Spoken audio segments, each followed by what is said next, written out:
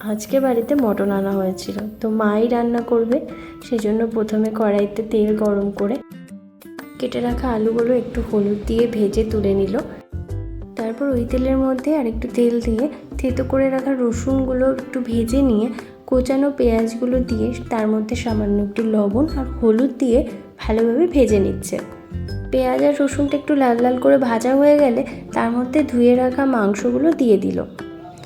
এবার একেবারে লবণ আর হলুদ দিয়ে ভালোভাবে নাড়াচাড়া করে বেশ অনেকক্ষণ ঢেকে রাখবে, কারণ একটু ভালোভাবে সেদ্ধ হবার জন্য। অনেকক্ষণ সিদ্ধ হবার পর যখন মাংসের জলটা শুকিয়ে গিয়ে এরকম তেল ছাড়ছিল, তখন মা এই মশলাটা দিয়ে দিল। এর মধ্যে ছিল আদা, ধনে, জিরে আর গোলমরিচ একসাথে পেস্ট করা। তারপর ভেজে রাখা আলুগুলো দিয়ে ভালোভাবে নাড়াচাড়া করে নিল। এরপর শুকনো লঙ্কার পেস্টটা দিয়ে ভালোভাবে কষানো হয়ে গেলে তারপর জল দিয়ে দিয়েছিল। জলটা দিয়ে ভালোভাবে নাড়াচাড়া করে বেশ কিছুক্ষণ ঢাকা দিয়ে রেখেছিল। এরপর নামানোর আগে গরম মশলার গুঁড়ো ছড়িয়ে একটু নাড়াচাড়া করে নামিয়ে নিয়েছিল। মা এখানে খেতে দিচ্ছে, এই যে মাংস আর এই যে ভাত আর স্যালাড আছে এখানে।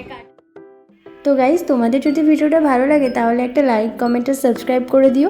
তো আজকের মতো টাটা।